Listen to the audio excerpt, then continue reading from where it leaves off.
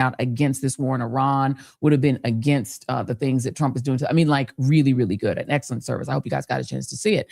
And President Obama, Reverend Dr. Obama, we're going to have to call him after this. He closed his remarks with a whole shot across the fascist bow.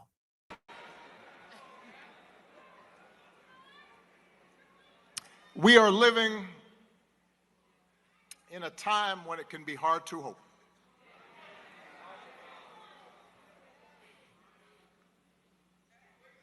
Each day we wake up to some new assault on our democratic institutions. Another setback to the idea of the rule of law. An offense to common decency. Every day you wake up to things you just didn't think were possible. Each day we're told by those in high office to fear each other and to turn on each other, and that some Americans count more than others, and that some don't even count at all. Everywhere we see greed and bigotry being celebrated, and bullying and mockery masquerading as strength. We see science and expertise denigrated, while ignorance and dishonesty and cruelty and corruption are reaping untold rewards. Every single day we see that, and it's hard to hope in those moments. So it may be tempting to get discouraged, to give in to cynicism. It may be tempting for some to compromise with power and grab what you can, or even for good people to maybe just put your head down and wait for the storm to pass. But this man, Reverend Jesse Louis Jackson, inspires us to take a harder path. His voice calls on each of us to be heralds of change, to be messengers of hope, to step forward and say, send me. Wherever we have a chance to make an impact, whether it's in our school, or our workplaces, or our neighborhoods, or our cities. Not for fame, not for glory, or because success is guaranteed, but because it gives our life purpose. Because it aligns with what our faith tells us God demands. And because if we don't step up, no one else will. How fortunate we were that Jesse Jackson answered that call. What a great debt we owe to him. May God bless Reverend Jackson. May he rest in eternal peace. God bless you.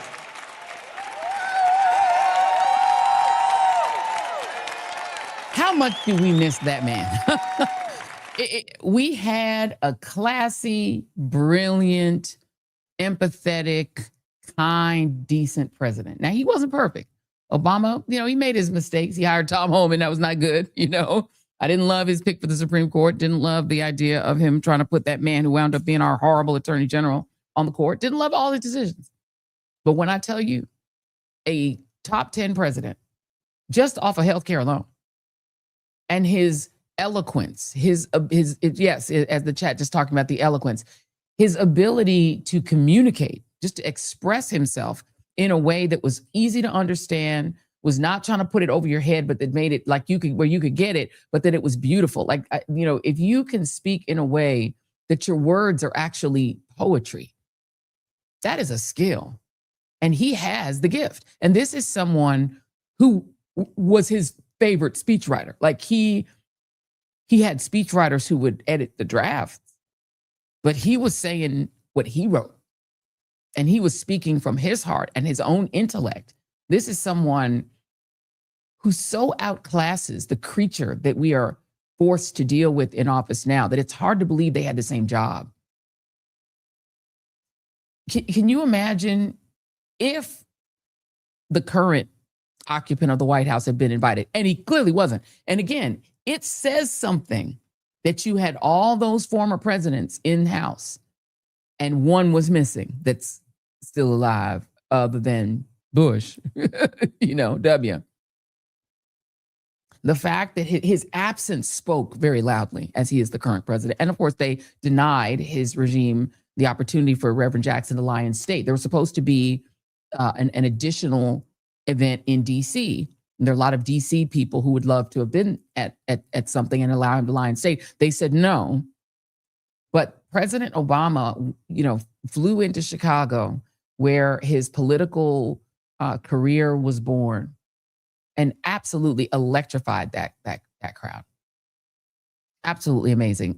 Let me bring in Mark Thompson, the Reverend Mark Thompson, who was at the service today. He's in his car, so we're gonna hope that he gets enough signal to be able to talk with us. Reverend Mark, I have serious FOMO, so make it worse. Tell me what it was like to be in that room. Well, God bless you, Joy. It was tremendous. It was moving. It was long. We didn't reach the Aretha Franklin threshold of 8 hours, thankfully. But it was quite meaningful to see, all the major. I think Aretha funeral is still going on, Mark. Yeah, right. We were all there. It was a lot. But all the tributes that we heard, he was worthy of. When you think about it, and all of those politicians, including Bill Clinton, owe the work of Reverend Jackson to their political careers. And Barack Obama acknowledged that. I thought about something yesterday, Joy. We started Selma last night. I was in Selma last night, flew here this morning, headed back to Selma tomorrow. Not since Reconstruction, where there were thousands of Black elected officials, local, state, and even in Congress and the Senate. Not since thousands were elected after Reconstruction before all that was taken away, and it took Bloody Sunday in Selma to bring it back.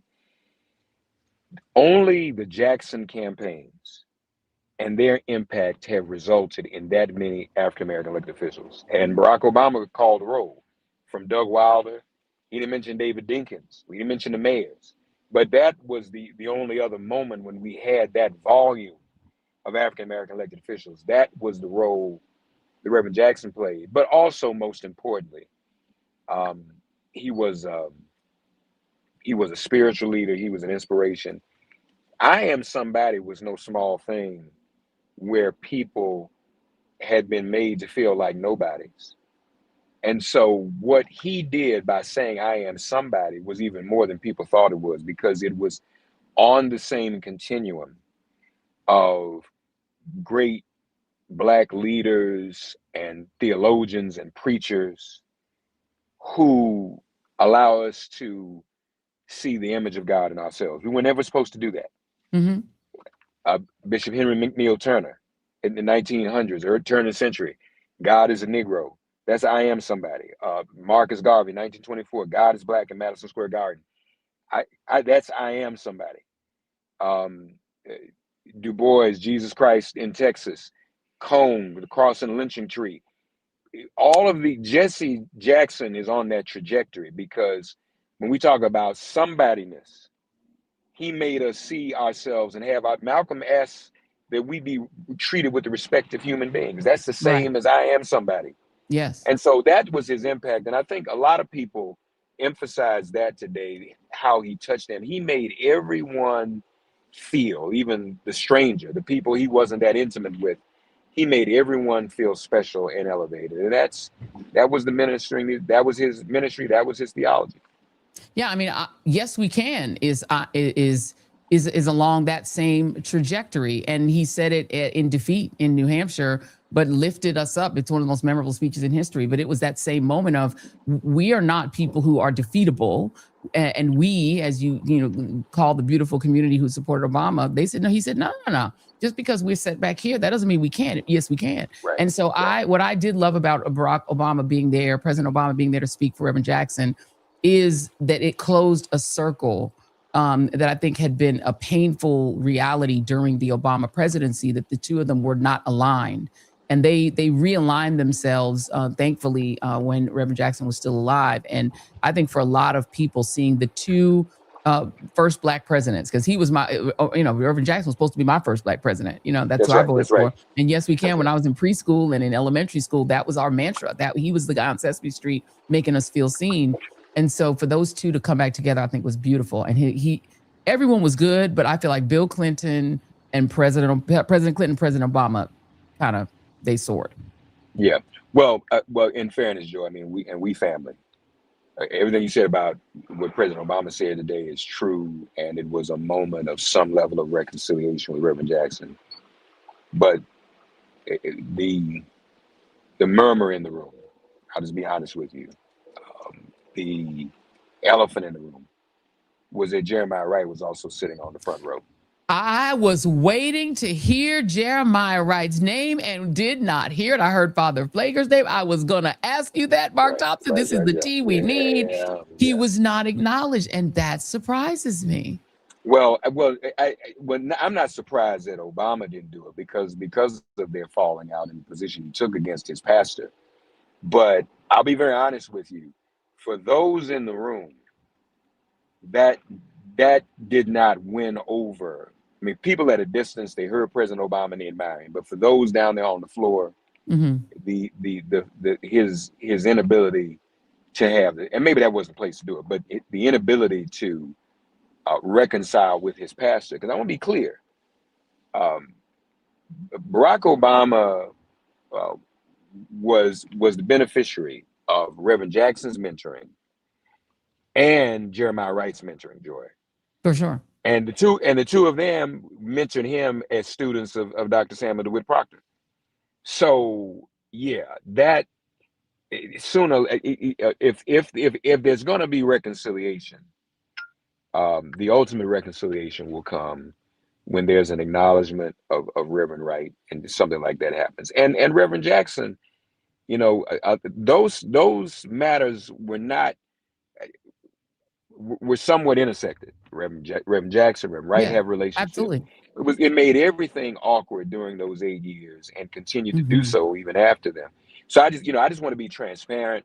Yeah. The beauty of neither one of us no longer being under corporate control, so to speak, is that we can be real with our viewers and listeners and family. And I just want people to know that. I mean, I respect President Obama. He did some great things, but Reverend Wright and Reverend Jackson were mentors of mine.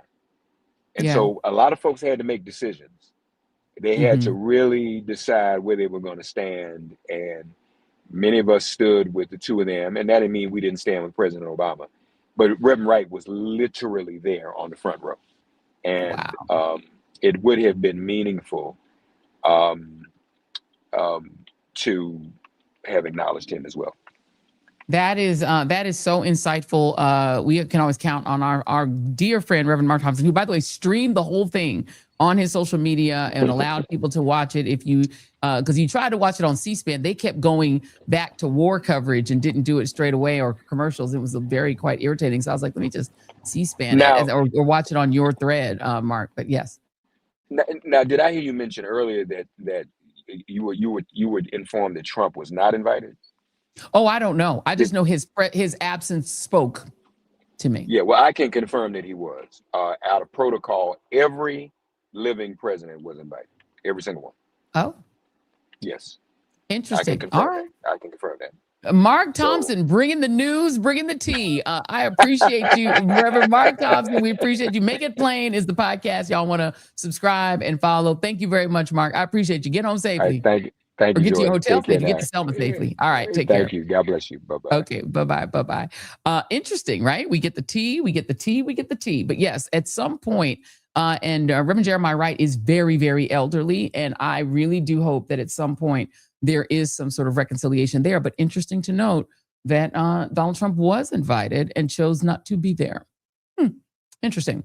This is the point where I acknowledge the wonderful sponsors who make this show possible. And this one I'm super excited about. This is a new sponsor to the Joy Reid Show. The Joy Reid Show tonight is brought to you by our friends at Fast Growing Trees. Okay, so did you know that Fast Growing Trees is America's largest and most trusted online nursery with thousands of trees and plants and over 2 million happy customers? They have all the plants that your yard or home needs, including fruit trees, privacy trees, flowering trees, shrubs, and houseplants, all grown with care and guaranteed to arrive perfectly healthy. It's like your local nursery, but anywhere you live, with more plants than you will find anywhere else. Whatever you're looking for, Fast Growing Trees helps you to find options that really work for your climate, your space, and your lifestyle. They actually have a thing on that lets you put in your zip code, and they'll tell you what zone you're in, so you actually know where your trees can grow properly. Fast Growing Trees makes it super easy to get your dream yard. Just click, order, grow, and get healthy, thriving trees delivered right to your door. Their Alive and Thrive guarantee promises that your plants will arrive happy and healthy. No green thumb required, thankfully, because I ain't got one.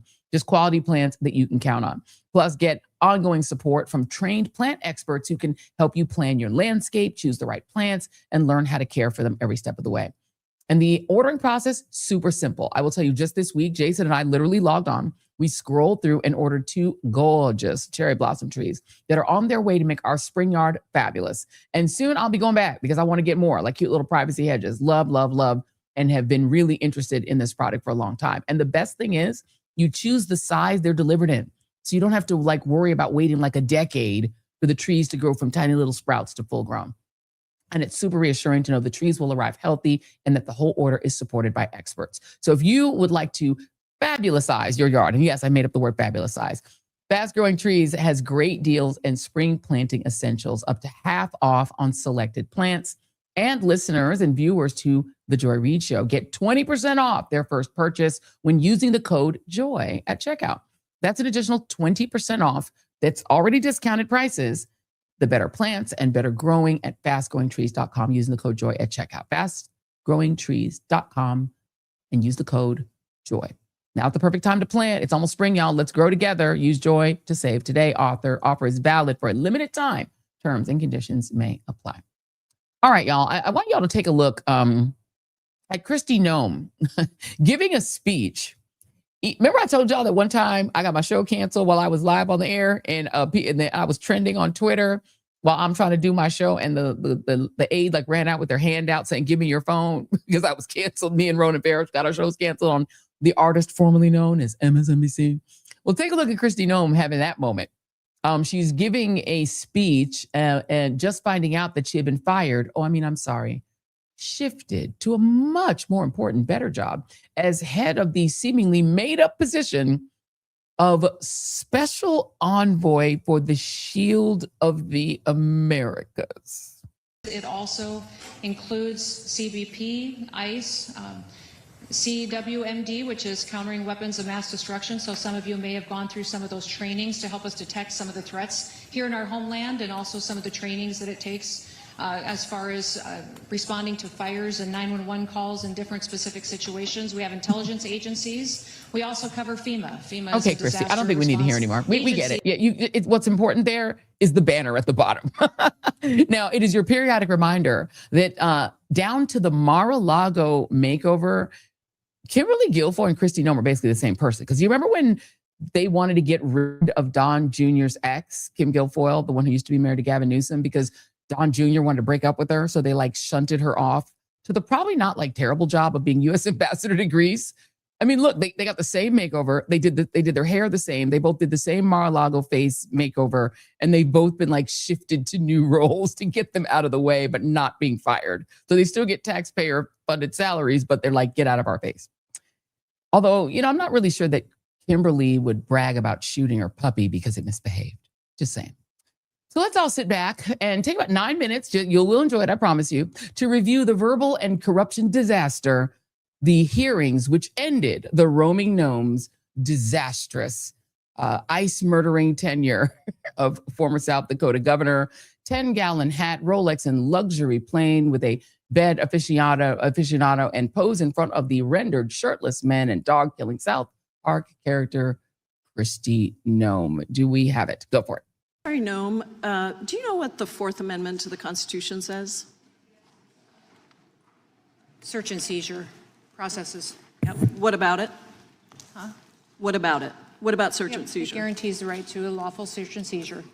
It protects individuals against unreasonable searches and seizures by the government. And I ask you that because I've sent you 3 different letters going back to February of 2025, raising concerns that you are unlawfully detaining U.S. citizens in violation of the Fourth Amendment.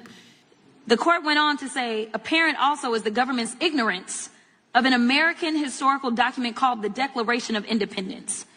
33-year-old Thomas Jefferson enumerated grievances against a would-be authoritarian king over his nascent nation.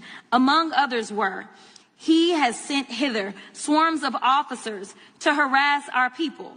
He has excited domestic insurrection among us, for quartering large bodies of armed troops among us. He has kept us among, in times of peace, standing armies without the consent of our legislatures.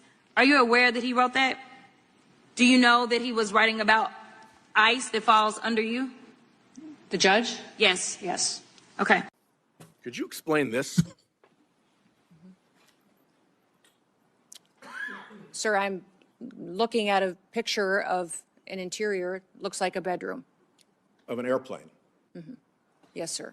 You're not familiar with that? These photos are not accurate. If you're referring to the airplanes that the Department of Homeland Security has purchased and are purchasing, we're using them for long-range command and control aircraft that is dictated in statute by Congress for the Department of Homeland Security to have a plane. Luxury jet with a bedroom in it? Yeah, we used a 737. I've been on it once, but it is being used by other administration officials, and it is used for command and control flights for the department. The department has found that in purchasing our aircraft, that we will save the taxpayers hundreds of millions of dollars. Does it have a bedroom in In it? fact, we spent $1.42 billion on ICE deportation flights Does it last have a bedroom year. in it?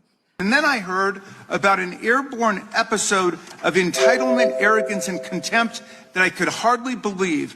Apparently, when your special blanket, your blankie, was left on one of the government jets and not transported over the new one, your special government employee, Corey Lewandowski, chivalrously stepped forward to fire the pilot midair. A 2003 Coast Guard Academy graduate and distinguished U.S. Coast Guard commander in Air Station, Washington, D.C.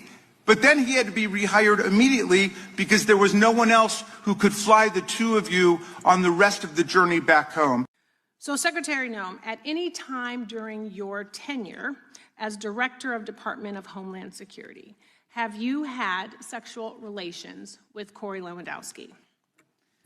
Mr. Chairman, I am shocked that we're going down and peddling tabloid garbage in this committee today. Reclaiming and my ma'am, time. one thing that I would tell you is that he is a special government employee who works for the White House. There are thousands of them in the federal government. So, reclaiming and my is an time, advisor Secretary, it is and has okay for no, you to be no offended authority by to the be question. making any It is decisions. okay for you to has be no offended authority by the to question. be making But it is decisions also and a putting real in question. positions. So what I would say And to you should be able to is answer that the what we do at the question Department of Homeland clearly Security every single and without day, any hesitation. every single day is to protect If this someone country is and asking to make if decisions. you or any federal official is sleeping with their subordinate, that should be the easiest. You should be wanting to answer that question. Is garbage? Because it is not about It is your sex offensive life. that you have brought It is that up. about your So judgment. that kind of Who does Tom Holman work for? You or the president? the president. Okay. Why is that? Because I believe the president recognized that you weren't getting it done in Minneapolis, and you're putting us further away from pointing to this. We're beginning to get the American people to think that deporting people is wrong. It's the exact opposite. The way you're going about deporting them is wrong. The fact that you can't admit to a mistake, which looks like under investigation, is going to prove that Ms. Good and Mr. Pretty probably should not have been shot in the face and in the back. How do you square that concern for waste, which I share, with the fact that you have spent $220 million running television advertisements that feature you prominently? Sir, the president tasked me with getting the message out to the country and to other countries where we were seeing the invasion come from, with putting commercials out that told them that if they were in this country illegally, that they needed to leave, or we would detain them and remove them, and they'd not get the chance to come back to America the right way. That has been extremely effective. Ask you to run these advertisements, is that right? We had that conversation, yes, before I was put in this position and sworn in and confirmed, and since then as well. Okay. Did you bid out those service contracts? Yes, they did. They went out to a competitive bid, and career officials at the department chose who would do those advertising commercials. And the people that you ended up picking were people who had formerly done your political work back in South Dakota, is that right? No, that's not correct, sir. I think it is. No, it's not, sir. The individuals who, I believe the careers who they chose were two different media firms. There's been conversation about their subcontractors, but we have no legal authority to look into subcontractors on work like that. Okay.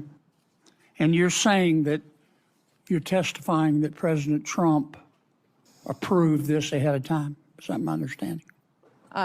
We had conversations about making sure that we were telling people. No, ma'am. I'm asking you, sorry to interrupt, but the president approved ahead of time you spending $220 million running TV ads across the country in which you are featured prominently. Yes, sir. We went through the legal processes, did it correctly. Did the president know you were going to do this? Yes. He did? Mm-hmm. Yes. Okay. And one thing, Senator, I think would be helpful to know is how effective that communications has been. That well, they were overwhelmingly effective in your name recognition.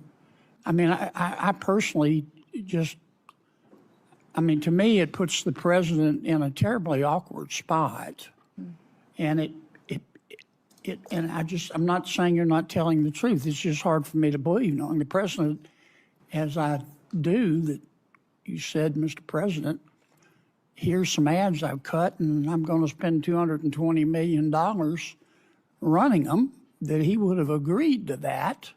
I don't think Russ Vogt at OMB would have agreed to that. It's something we have to defend. I'm on the Appropriations Committee. My research shows that you did not bid them out, that you in fact, one of the people you picked, the strategy group, Safe America Media was a company formed 11 days before you picked them, and that the strategy group got most of the money, and the head of that is married to your former spokesperson. Look, we all have friends who are qualified. I'm not quibbling with that. It troubles me. Madam Secretary, I'll read from the notice from your agency. Given the immediate action to significantly reduce illegal immigration and border crossings, DHS identified 4 companies. 4 of the hundreds of thousands of companies in the United States, you identified 4. One of those is this Safe America Media company. Where is Safe America Media headquartered? I don't know. I don't know either, Madam Secretary. We can't find it. We can't find a website. We did find an address that's registered for this company. Do you know where that address is? Is there a problem with this contract? I'll tell you about it. According to Madam law, Secretary, the address is registered to a political operative. Madam Secretary, the company, and then I'll give you an opportunity to respond. The company is registered to a political operative in Virginia. Do you know, just by way of example, whether this company that received $143 million in taxpayer dollars, has it ever done work for the government before? I don't know. I can't. The answer is it has not. And do you know why we know that? Because it was incorporated 8 days before this contract went out. You want the American people to believe that this is all above board? Yes, that $143 million of taxpayer money just happened to go to this one company that doesn't have a headquarters, doesn't have a website, has never done work for the federal government before, and is registered, apparently, or attached to a residence from a political operative. And of course, one of the subcontractors of that contract, as you know, is a political firm that's tied to you back when you were governor of South Dakota. And scene. Now, you'll note that I played a bunch of Democratic members of Congress, Kamala Gardove, the big nagoos that you saw there at the end, Representative Jasmine Crockett, Pramila Jayapal. But I also played 2 Republican senators from the great states of North Carolina and Louisiana, Senator Kennedy. And that apparently is how Kristi Noem, she lost her job. Get this dance. Because apparently when Donald Trump saw that performance over the last 48 hours, he said, and he never says you're fired. He doesn't actually fire people because, there is a thing about when you're criming, you actually don't fire your co-conspirators. You move them aside because they might talk. So Kristi, you're going to have to do this, whatever this new job is that they invented for you, and that's fine. But we personally, even in your exit, we will never forget when you lied on camera about Alex Preddy by claiming that he was a domestic terrorist. Do we have that? B5. There, you asked about a shooting that we just had in Minneapolis, Minnesota. It was an act of domestic terrorism. What happened was our ICE officers were out in an enforcement action. They got stuck in the snow because of the adverse weather that is in Minneapolis. They were attempting to push out their vehicle, and a woman attacked them and those surrounding them and attempted to run them over and ram them with her vehicle. An officer of ours acted quickly and defensively shot to protect himself and the people around him. And my understanding is that she was hit and is deceased. We're continuing to gather more information, but this goes to show the assaults that our ICE officers and our law enforcement are under every single day. These vehicle rammings are domestic acts of terrorism. We're working with the Department of Justice to prosecute them as such. We will continue to protect our ICE officers and in cooperation with other law enforcement agencies as well. You've seen me in the last couple of days deploy over 2,000 more officers to the Minneapolis area. And that one, I pulled that soundbite, and that was not even the right one. I meant to pull the one where she lied about Alex Preddy. That's the one where she lied about the Renee Nicole Good, which was also, quite defamatory, and she defamed them both. And so not only did she lie about Renee Nicole Good and then lie later about Alex Preddy, the FBI, we now know, also attempted to interrupt the ability of local officials to investigate the murder by ICE officials of Renee Good. A credible whistleblower says that FBI forensic experts were ordered to stand down from processing the scene of Renee Good's murder because Kash Patel, the podcaster who runs the FBI, did not want Good to be referenced as a victim in the warrant. So we know that happened as well. We also now know another piece of information that I'm today old finding out, that ICE killed yet another young U.S. citizen, 23-year-old Ruben Ray Martinez of South Texas, back in March of 2025, last year. But the lack of transparency from the agency, from DHS, meant that there were no protests or even word that he was shot dead by ICE, other than people locally who knew about his death. So that makes at least 4 people shot dead under Kristi Noem's watch: Renee Good, Alex Preddy, Ruben Ray Martinez, and Keith Porter Jr. that we know of. And 32 people who died in ICE custody in 2025 alone, making last year the agency's deadliest year in more than 2 decades, even as the actual deportation numbers fall short of what Joe Biden did. So they're deporting fewer people, but killing more people. They and ICE, and also, of course, in DHS, the Border Patrol, which is who killed Alex Preddy. So bottom line, Noem, who oversees both Border Patrol and ICE, has been an embarrassing and deadly failure. And failure in any organization redounds to the top. And the top would be Donald John Trump, who, again, can't actually fire Kristi Noem, because when you crime together, you stick together. And you really never fire somebody who might decide when they lose their livelihood, their source of income, that they might start talking. Joining me now is our friend Lev Parnas of Lev Remembers, and newly minted congressional candidate. Let's show y'all his new homepage, levparnas.org. If you would, Jason, that is B7. because he's got a whole new gig, which we're going to ask you about shortly. We want you to tell us all about this new adventure. But let's talk first, Lev, about Kristi Noem.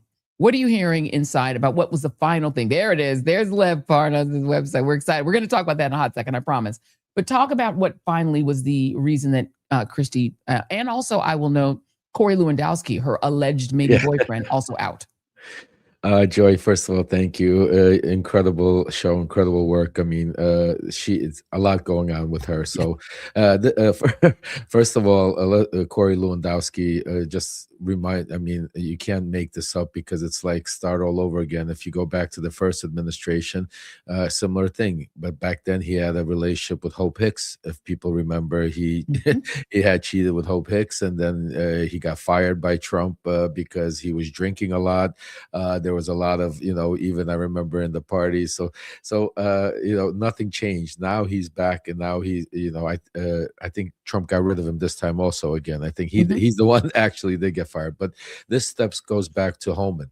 Holman was having problems with Noem going back for a while already because the way her and Lewandowski were doing things. Just think about how corrupt Holman is with the $50,000 cash bribe that he was upset with how these guys were. So it's like the corrupt being more corrupted than the others. So he was having issues with them and putting a lot of pressure on Trump, and that group started forming against what's it called? Noem.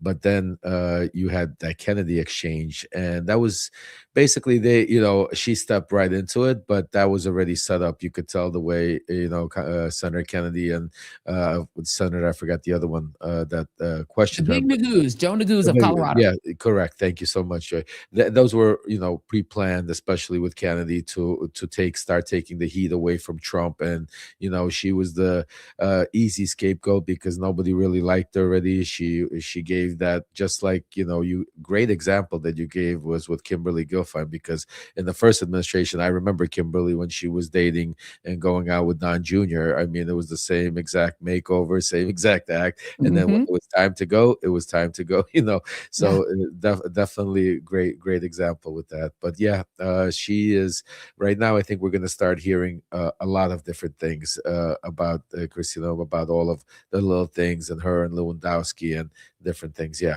there's lots that's going to come out. There's lots that's going to come out because somebody has to go under the bus. But I will note that not firing her is a choice, right? Because if she's freelance, I guess they could afford to let Dan Bongino go back out into the world because he probably won't talk.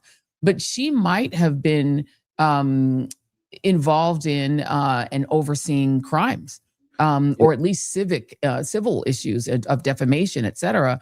And you may not want her out there, like maybe going on Barry Weiss version 60 Minutes or on Fox and spilling her guts to Sean Hannity. So it probably makes sense to keep her on the payroll, right? 100%. I mean, and that's where you saw her get moved out, I think, to the Legion of Doom or whatever they call it. Yeah, the Legion of the Americas. It's like, that doesn't even exist. I mean, I don't even know. I call it the Legion of Doom, but whatever that, they threw her into that organization. And so, she is someone that I think you gotta understand. It's different. Different players hold different roles, and Kristi Noem is one of the players. Is a lot different than Dan Bongino. Dan Bongino, and I reported on him for a while. Him and Trump had it out once the Epstein report came out. And ever since then, him and Susie Wiles, him and Pam Bondi did not interact because of the Epstein files. It was a deal, basically, they had that right prior to New Year's that Trump would let him go and do his thing. Bongino would keep his mouth shut. And then you saw, and that was one of those things, because Bongino was never involved in the actual dirty work. It's just he saw things that he shouldn't have seen, kind of things, and kept his mouth shut. Kristi Noem is a different story. She's a Pam Bondi, even worse. I mean, she has blood on her hands. She has debts on her hands. She has people, she destroyed families, immigration. I mean, the thing she went through is it needs to be held accountable. So that 100%, Joy. 1,000%. Yeah. And by the way, having just found out another person who died, a 23-year-old kid, a U.S. citizen, by the way, at minimum, the civil issues are huge, but maybe criminal when there's a real Justice Department. I want to go to her replacement. If you start seeing Mark Wayne Mullen with long, fluffy, flowing hair and plump lip filler and stuff, you know he's in trouble. Here's Mark Wayne Mullen. This is the replacement. I have called him the second dumbest member of Congress because, of course, Tommy Tuberville exists, and so no one's ever going to exceed him. But here's a classic moment from Mark Wayne Mullen, the congressman from Montana, a couple years ago. Forced work states. I sure remember working pretty hard and long hours. Pretends like he's self-made. What a clown. Fraud. Always has been, always will be. Quit the tough guy act in these Senate hearings. You know where to find me. Any place, anytime, cowboy. Sorry, Oklahoma. Sir, this is a time, this is a place. If you want to run your mouth, we can be two consenting adults. We can finish it here. Okay, that's fine. Perfect. You want to do it now? I'd love to do it right now. Well, stand your butt up then. You stand your butt up. Oh, hold on. Big Oh, guy. oh, stop it. Is that your solution every Hold it. No, sit down. Sit down. Okay. You know, you're a United States Senator. Sit down. Active. Oh, okay. Sit down, please. All right. Can I respond, Mr. Hold Chairman? it. Hold it. If Hold we on. can't, no, This is I have what the he mic. said. I'm sorry. This is Hold what it. he said. You'll have your time. Okay. Can I respond? Oh, no, you can't. This is a hearing. And God knows the American people have enough contempt for Congress. Let's not I don't make like it worse. thugs and bullies. You have, And that's you what- have I don't the like mic. you because you Hold just it. described yourself. Hold it. You have the mic. Yeah. You have time. All right. Make your statement. Then let's do this, because I did challenge you and I accepted your challenge, and you went quiet. No, I didn't go quiet. I was. Hold on. You challenged me to a cage match, No, acting no, like a sir. 12-year-old schoolyard Hold it. bully. Excuse Sir, me. hold on. Hold it. No, excuse me. I have the I mic. will say exactly. Senator what he Mullen, said. I have the mic. Okay, so apparently Mark Wade Mullen has, I guess, sort of MMA skills, but I would take Tim O'Brien, who's the Teamsters leader in that fight. Yes, he challenged the head of the Teamsters union to a fist fight. He's also gotten a lot of PPP loans. He has a big plumbing business. He is a businessman. I'll give him credit. Unlike Trump, he started a successful plumbing business back in his home state of Oklahoma. Sorry, I named in the wrong state. And he's an ultimate Trump loyalist. How's he going to fare inside of the regime? Well, I'm hearing that Trump's building a stadium for his birthday, and Mullen is going to be one of the main attractions. He's going to fight in a cage match. Stop. No, I'm joking. No, are you serious? Oh, okay. No, I would believe you though. 'Cause No, that's but he, something no, that Trump no, would do. he's actually building that I'm serious about. I didn't know you didn't know. Oh, you didn't know? Yeah, Trump is. Oh, wait, let's take a step back. I was joking about Mullen. I wasn't joking about the actual stadium. And yeah, Trump is there. I've been hearing I think it close to hold, I don't know, over 50,000 people. He's trying to hold there 20 to 50,000 people. It's going to be on the front lawn of the White House. He's going to build this. I don't know, is it what kind of stadium or how is he's having problems with the East Wing, I'm hearing for what he's doing there. But yeah, he's planning this for his and hold MMA fighting there. There's going to be a special fighting there for his birthday coming up June or July 14th for this year. Bonita Jarrito with the comment of the night: "Nuck if you buck." Nuck if you buck. Let's talk about the other news today. I printed it out. I would love to talk about it because this is the other thing that happened today: is that the FBI went ahead and released the remaining information. And never forget, Jason, if you could put a B9, never ever forget who the homies were: Ghislaine Maxwell, Jeffrey Epstein, Melania Trump, Donald Trump, all together now. This case, Lev, is repulsive. This is the woman who did 4 FBI interviews. They only released 1. Now they've released the other 3. And here's some of what the FBI found from this person who came forward in 2019 while Trump was president and alleged that when she was between 13 and 14 years old, she was sexually abused by Donald Trump. And during an attempt at, oral abuse, she bit him in his micro, and he punched her or hit her, struck her. That is the allegation. It is not a conviction of a crime. But if he did it, it would be a crime. What is happening inside Trump world now that they know that this allegation is out in these streets? Well, there's, obviously this only happened because finally they subpoenaed Pam Bondi, the chain of events. As soon as they subpoenaed Bondi, all of a sudden, miraculously, they released the stuff. So there's a major, look, the Epstein files, and that's one of the reasons, the timing of what transpired in Iran. I mean, a lot of people say, well, don't confuse. No, I want to make it very clear. It's one of the main reasons that Trump is, trying to take away from, because he understands he's, with what's going on with the Epstein files, he has lost total control of it, and it's leaking out, it's coming out. And that's why the two main things, and that's why I decided to even run for Congress and do all of these things, is because Trump is really planning a plan B. In the meantime, while he got himself into a real cluster with Iran because of what Putin pushed him into, and now we're seeing with the oil prices run, you're starting to see, and that's a whole conversation of its own.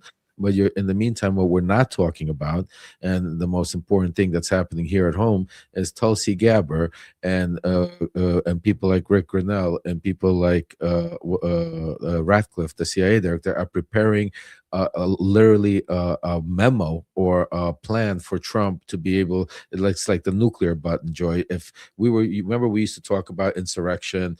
He's gonna do well. It's no more insurrection law, because they've seen what happened when people stood up. They don't want to send the army in, so now they're going to use the power of the pen.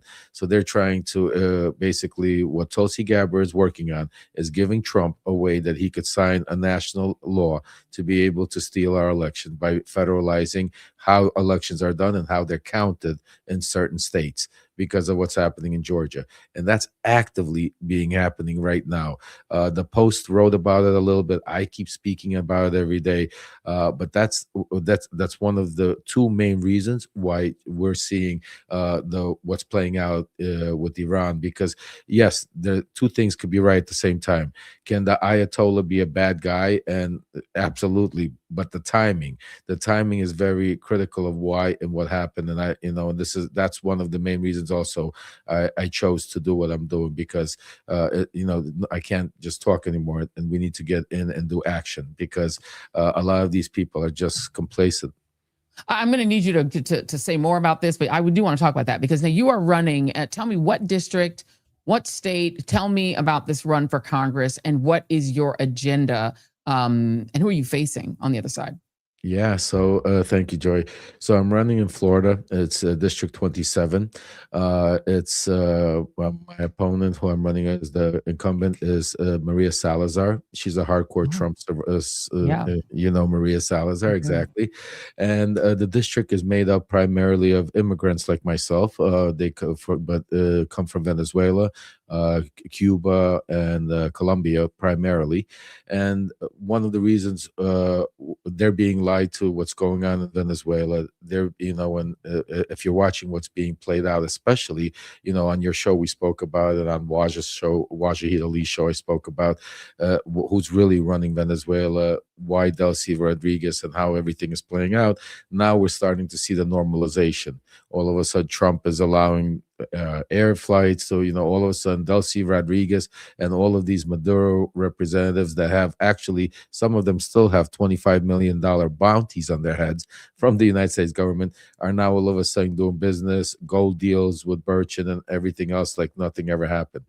So that really pushed me over the edge. I said, the people deserve more. And, I've been living in Florida for over 30 years, and I decided enough is enough, like I always say. And I said, it's time to, I talk the talk, time to walk the walk. And, but my situation obviously is a little bit different than most, because of my, going to prison for Donald Trump and still being on supervised release and having all of this done. But I've been able to assemble an incredible team, incredible lawyers, incredible group of people that combined and we were able to pull this off, and now we're running. And this is more than just and I want to make it clear, this campaign and this run, what I'm doing, is, yes, it's for my constituents and my in District 27, but it's also for each and every American out there, because this race is not about just one district or one county. This race right now, these midterms, and that's why I went into the race, is my job is to help every single race, down the road, to make sure that we get new people in Congress, that we get people that are willing to be fighters, that we're people that are willing to stand up to Donald Trump and to all these, because it's not just Donald Trump, it's the people that he's infested into Congress, and we're seeing all over the place. And that's why this is more than just a district. This is, we're going to run a national campaign, because I tell you, Joy, literally after we announced, I had two congressmen, one current congressman, a Republican, and one ex-Republican Congress call me and literally pitch me and beg me to leave Maria Salazar alone. It's Trump's darling. And the more they pitched me, the more I said, absolutely not. I said, just bring it on. Then I got called and they told me that Trump was so upset that they're preparing a chest for her of $10 to $12 million to destroy me. So I said, tell him the message is that I will not take any corporate money. I will not take any special interest money. I will not take any super PAC money. And instead, I'm going to destroy you, uncover how you guys take all that super PAC money. And that's what I'm going to run on. So I'm running on a total grassroots movement.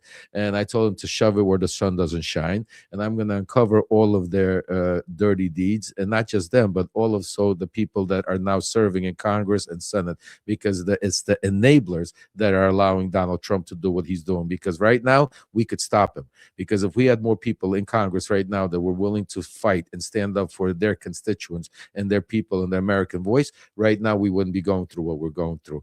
But so that is why, I'm risking a lot, Joy, because I've been getting threats already. I've been getting already, stay out of it. But at the same time, the support that I've been getting from people, that the outcry that thank you and we need you, and I'm going to do everything I can nationwide across the country to be able to make sure not only do we take the House, we take the Senate, and then we make sure that there's accountability, because the next step is accountability. Because you know what, some of our Democrats unfortunately don't know what to do. They like to get into power and then forget what happened and try to let's make nice. There's no making nice here. There needs to be people need to pay. People lost their lives. The families got destroyed. Look at what's going on in the world. Look at our economy. What happened with the gas price? All of a sudden, gas is nobody's talking about. Gas is running through the price, and it's just the beginning. People in my district can't afford to go get milk, food, and what's it called? Just the beginning. And what does Donald Trump and Maria Salazar say? Oh, it'll be good in a few years. We're doing it for the future. But in the meantime, it's good for who? While oil prices up, let's not forget who Donald Trump, who's profiting from this, Joy. It's the Russians. The Russians are making so much money that they're building their industry. They don't even need Iran or anybody else, because right now with oil at $100 a barrel, they're going to become so powerful you can't even believe it. Who else is getting rich? The Saudis, MBS, because who controls the oil? Who else? Let's think about who controls an account in Qatar that is controlled by Donald Trump, his loyal donors, and Delcy Rodriguez, the current president of Venezuela, that are, like Donald Trump said, oil is flowing, but who's getting paid? Where's the money? It's going to an offshore account. This needs to stop. Enough is enough. So that is why I'm running, and I ask each and every one of you to go to levparnas.org, because folks, I promise you one thing. Everything that I put on my platform, Lev Remembers, is translating to the campaign. This campaign is not about policy. It's about truth. It's about facts. It's about stopping the regime of authoritarianism and dictatorship, so we could get back to the table of talking about policy, so we could get back to talking about what's right and wrong. Because right now it's and that's why I'm going to Washington D.C. next week to speak to some of the. I have a lot of support. A lot of Democrats are going to be coming out, and I can't wait till it starts already next week. But there's a lot of them that still don't understand Donald Trump. And they still don't understand. They still try to run old-fashioned campaigns. And and I'm going there and I'm trying to explain to them you can't do that. You have to. It's not. No. When we get back our democracy, then we start back. But right now, we have to focus not against each other. We have to stop bashing each other. We have to stop fighting about policies and trying to destroy each other. We have to unite and take out this dictatorship. And that's what it's either. And then we could talk about all the policies we want. In the world. And you're running in which party, which primary, Democratic or Republican? Democratic. Democratic absolutely. Party. Okay, so we're gonna let everybody know, Lev Parnas, if you are in Florida in District 27. And look, Lev, I wish you all the best, because what they don't know who are trying to come against you is, number one, you're Ukrainian. Have they seen Zelensky? He ain't scared of nothing. He's like, I'm not wearing a tie and I'm not giving in to Putin. So Ukrainian people are kind of next level tough guys. That's number one. Number two, you've been in the belly of the beast. So you know them better than they know themselves, and you know the dirt and the information. You have the information, which is what should really scare them. Because as I started this segment saying, when it comes to Kristi Noem, the same is true with you. If you're doing bad guy stuff together and you set the bad guy free, they might talk. And you did the bad guy stuff, my friend, and you decided you want to come onto the good guy side, but you brought your information bag with you. We appreciate you, Lev Parnas. We support you. This show supports you. Let's get a round of applause for Lev Parnas. Oh, God bless you, We Joy. got you. Come back anytime. Keep bringing us the tea, and also keep us updated on your campaign, Lev. Thank you so much. God bless you. God bless America. And we will get our democracy back. I promise you guys. And we need this to Slava America. Yeah, Slava, exactly. We're going to, believe me, we're going to kick some ass. Amen. Amen. I love it. I love it. Lev Parnas, thank you very much, y'all. You know, look. We got tough guy friends. Like, don't play with Ukrainians. Ukrainians are different. Like, they just built different. Like, they're really not scared of nothing. They're really actually pretty tough. And also, don't play with the Irish either. I'm gonna let Mark Wayne Mullen know. Don't cage match with that man. He's gonna beat your ass. So that was good. We appreciate Lev Parnas. We definitely support him. And I actually love the idea of somebody being in Congress who knows all of Trump's tea. All right, welcome to hour 2 of the Joy Reid Show. Now, if you have not yet hit like and subscribe, what you waiting on? Here is your chance. Please also share this episode with that little bell thingy. You can share, and the little bell thingy lets you be notified whenever we go live. If you hit that little bell, you'll never miss anything that we do. Thank you to everyone who has already hit like and subscribe, who's hanging out in the chats. We appreciate all of you. And of course, we could not do this without our amazing sponsors. And this hour of the Joy Reid Show is brought to you by strawberry.me. Strawberry.me. Let me just ask you something. Are you where you want to be in your career? Or are you waking up every morning knowing that you're capable of doing more, but just not sure how to get there? Well, listen, success doesn't just happen. And the most successful people in the world do not just figure it out on their own. They have mentors, they have coaches, they have people who are guiding them every step of the way. And that is where strawberry.me career coaching comes in. Now, if you've ever been in a sports team, if you've ever played any kind of athletics, you know that coach is key to your success. It's not just your own talent, it's who's giving you the instructions on how to be your absolute best. So if you think about it, careers should work the same way, right? And having a coaching session that allows you to really understand what your strengths are, what your weaknesses are, where you could do better, that kind of expert guidance will help you identify the obstacles that are holding you back, help you develop a step-by-step plan, and let you take action with confidence, knowing that you have a dedicated coach supporting you every step of the way. So instead of relying on guesswork or waiting for the right time, professional coaching helps you take control of your career trajectory, ensuring that you make intentional, strategic moves toward success. So if you would like to get some career coaching to get yourself where you need to be, go to strawberry.me/joy and get 50% off your first coaching session. That is strawberry.me/joy. It's like therapy for your career. Pretty fabulous. I also want to note that this show is being brought to you by our friends at 120 Life. Now, high blood pressure, #1 risk factor for mortality. Like literally half of all adults have it. And everybody knows somebody in their life who is dealing with high blood pressure. And here's the dangerous part. It doesn't actually hurt. It doesn't knock on the door. Sometimes you have no idea the damage that's being done until it's too late. But by March, New Year's momentum is usually gone. You said you were going to work out every day and do all these things, but then busy gets busy again. Life gets lifing again, and you sort of put it off. But there's one thing you really should not put off is this idea of blood pressure. Don't put it off. And you don't need guesswork. So here's what I would suggest you do. Go and grab yourself a blood pressure monitor. You should have that anyway, so that you can always check your numbers.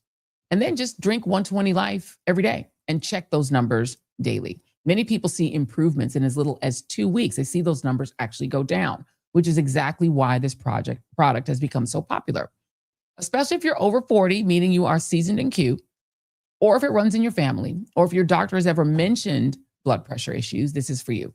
120 Life is a once-a-day functional drink made from ingredients that help support healthy blood pressure. It's not a pill or a stimulant, not some trendy wellness gimmick. It tastes great, it's refreshing, and it's made from a blend of superfruit juices, which are really good for you. It fits into your normal real life. And the powdered version has just 1 gram of sugar, making it a smart option if you happen to be also watching your blood sugar. Hundreds of doctors actively recommend 120 Life to their patients. Over 1,000 health professionals have supported or endorsed its use, and it's increasingly becoming a go-to natural tool in clinical settings, not just in shushy wellness circles. If you want to try it, go to 120life.com. That's 120life.com and use my code JOY or the code REID for 20% off. You can try it risk-free for 2 weeks. If your blood pressure doesn't come down, they'll give you a full refund. So go to 120life.com and use the code JOY or REID to save 20%. Do not wait until next month. There's nothing to lose except your higher blood pressure numbers. Go to 120life.com, use the code JOY or REID for 20% off. JOY or REID, cute codes. These statements have not been approved by the Food or Drug Administration, and this product is not intended to diagnose, treat, cure, or prevent any disease. All right, that is the disclaimer we got to give. All right, so now remember, I guess this was on Friday, our moment of, huh? Good afternoon. The 10,113 meeting of the Security Council is called to order. Yeah, that was weird. But it turns out what is hilarious in Trump world is always also sinister. That opening of the Security Council meeting was a meeting regarding children's education, which came even as the US and Israel bombed a school for girls, killing nearly 200 little girls getting an education and injuring scores more. Here's Pete Hegseth being asked about what could genuinely be a war crime. Tie right there. You got a tie on. Yeah. Thank you. Come back to the BBC. Can you give us an update on what the administration knows, what you know now about the reported strike on a girls' school in southern Iran on Saturday? All I can say is that we're investigating that. We, of course, never target civilian targets, but we're taking a look and investigating that. Red tie in front. Just on the basis that with the information you would have, your reconnaissance abilities, ability to gather information, I mean, it's several days on now. So is there any clarity on whose munition this was? We're investigating it. Thank you. Right. So we're investigating it. That is literally very similar to what Israel normally says when they bomb a school or a mosque or a hospital, right? And note that this man, Pete Hegseth, styles himself as the Secretary of War, not the Secretary of Defense. Even as Republicans, including the House Speaker, insist that, in fact, despite bombing schools and getting into a conflict that's now drawn in a bunch of countries, we are not at war. Well, we just had an important series of votes on the House floor. As you know, the War Powers Resolution failed. That is the right result. We are not at war. We have no intention of being at war. The President and the Department of Defense have made this very clear. The Department of War has made it very clear. This is a limited operation. It's an operation that's limited in its scope and duration. It has a very clear mission, and that mission is nearly accomplished by all estimates. We are taking down Iran's ballistic missile capability, its stockpile, and its ability to produce more. They were doing that at a scale and a speed that was more than our regional allies could keep up with, and it was a serious and imminent threat to the United States.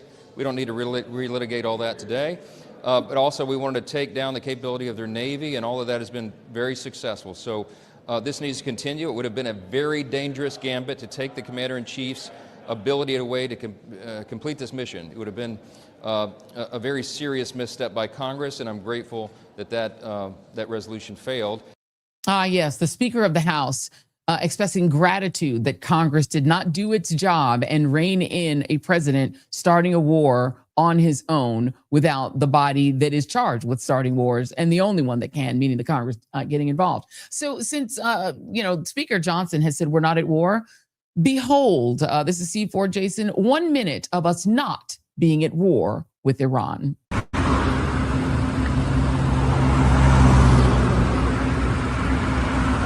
همین الان اسرائیل حمله کرد به صورت زنده موشک زدن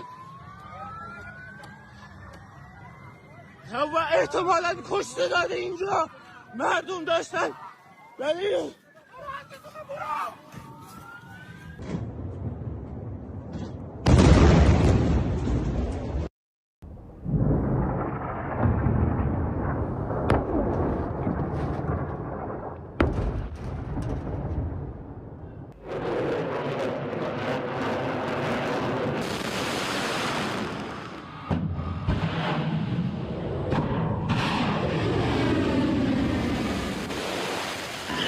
میاد بوده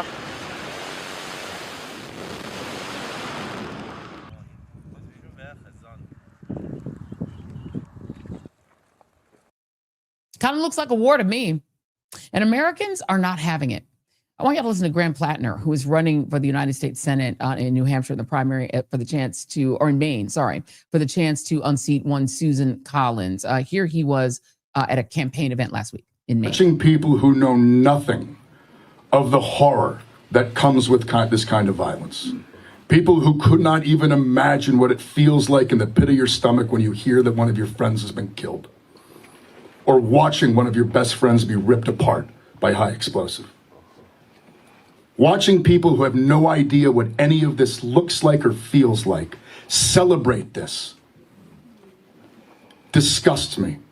And then watching them turn around and tell us that these sacrifices are just what happens. We just need to be prepared for more casualties because that's what happens. It's not what fucking happens to them.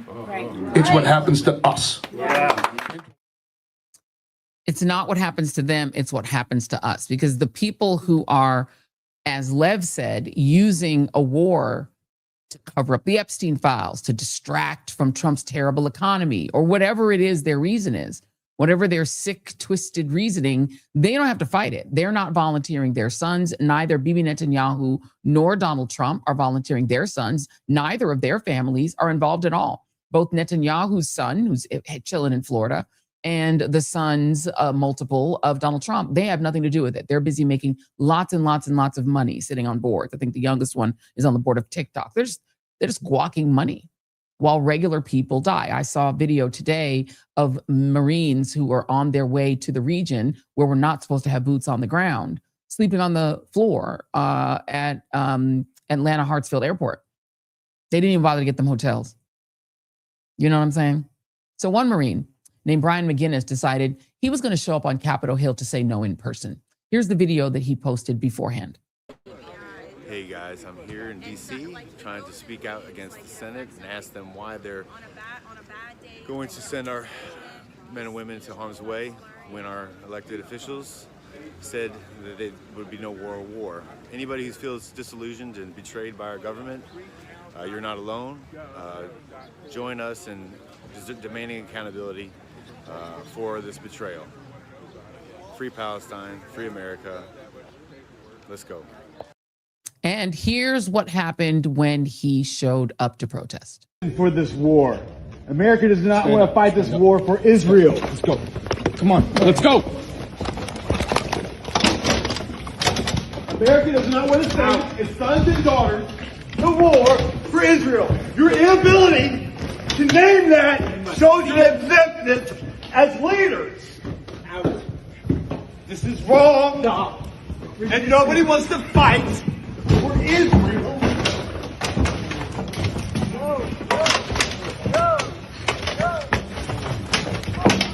A reminder to all of our Commandant, please stand up as a Marine and stand up for America. No one wants to fight for Israel.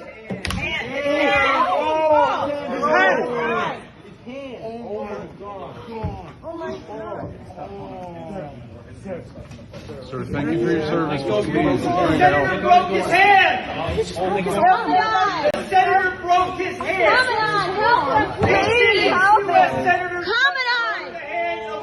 He's a Marine. Look at you guys, you're robots! You won't even look back! Look at you guys, you're like robots! Oh my God, what is happening? And you're not even looking back, any of you four-star generals! Oh my God, what is happening right now? Eyes front, robot! That snap you heard was the bones of that Marine breaking. And the man who broke his bones, who broke his hand or his arm, I'm not clear with. I've heard stories that have said either one. I'm looking right now at a Fox News report that is calling him an unhinged protester. No, sir, no, ma'am. He is a Marine. His name is Brian McGinnis. He's a Marine Corps veteran who happens to be running for the United States Senate in North Carolina as a member of the Green Party. So he's a political candidate. And the man who broke his hand or arm is a sitting United States Senator named Tim Sheehy of Montana, who, rather than stand up for that man's First Amendment right to protest, snapped his hand, wrist, or arm, and then put out a statement calling him saying that Capitol Police were attempting to remove an unhinged protester. So now it is unhinged to declare that Americans do not want to go to the Middle East and die for Israel, because the only people who want this war, the only person who demanded it, was the Israeli prime minister. There's no Americans, there's not one, other than some far-right MAGA people who are very, very Zionist, who want us to be at war with Iran. There's no American interest here. What is the American interest? Oil prices have skyrocketed. If you've filled up your tank recently, you know that this war, and it is a war, I don't know what the definition of war is in Mike Johnson's world. This war is already making an already bad economy worse. The employment numbers were terrible this year. We lost jobs in February. It's getting worse. 92,000 jobs lost. Here's Professor Jeffrey Sachs. He is a sort of very brilliant professor who we're very much trying to get on the show at some point. But I want you to listen to where he says we stand and how we wound up here. Men in charge in the United States have brought us into this. They are systematically destroying our country as they are destroying the Middle East. It's very, very serious. If you ask why do the roads not work and the bridges not work in the United States, why is infrastructure falling to pieces, why are living standards stagnant or declining, it's because we spend trillions of dollars in war. Trump, let me add, is an utter disgrace to our nation. He lied to us every word about America first. His whole premise was we're not going to do this. And he did exactly the opposite of what he said. He did exactly the opposite of what the American people say. Of course, Congress is dead for all intents and purposes. Doesn't matter whether it's Johnson or Schumer, they're useless, these people. They're all in the Zionist lobby payroll. They have squandered our wealth. They have squandered our strength. They have diverted our attention from our elevators and our escalators and our roads and our power grid and all the things that make life viable for us, our housing stock, everything, to divert our trillions of dollars to this madness that is underway right now. Indeed. And for what? Because the prime minister of Israel told Trump to. This, as the regime, is actually making it harder to avoid killing civilians like those little schoolgirls, as their chosen war spreads to 18 countries in the Middle East. If you could throw up C9, Jason, 18 countries in the Middle East are now involved in this war. 18. It has spread all over the Gulf. Joining me now is the author of this piece in the Huffington Post that speaks about the United States Akbar Shamid Ahmed that speaks about the United States actually making it more difficult to avoid casualties, civilian casualties in the war. Akbar, thank you so much for being here. Please explain what the U.S. is doing to make casualties more likely than less. Thanks so much for having me back, Joy. So what's remarkable about the Trump administration, among other things, is they came in with a really clear vision that they felt not only, as Dr. Sachs just said, that President Trump said the US had been wasting its time in wars abroad. Their argument was, it wasn't that we wasted money and treasure focusing abroad, we should have been more violent and vicious. And President Trump, from his time on the campaign trail, was talking about things like dipping bullets in pigs' blood to shoot Muslims, this kind of Islamophobic conspiracy theory that's been out there. When they came into office last year, the Trump administration began systematically destroying some of what the US military had taken as its lessons from the wars. The limited lessons that were taken of, let's not kill so many civilians because they will hate us in return, right? We're not going to strategically get anywhere. And you actually had, over bipartisan administrations, an investment in reducing civilian casualties, publicly reporting when the US government was causing civilian casualties.